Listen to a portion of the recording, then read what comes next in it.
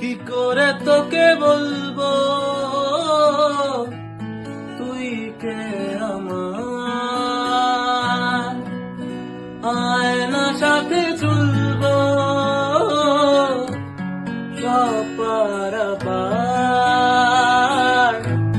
মনেরই আশকারাতে তোর কাছে এলাম, হারিয়ে গেলাম।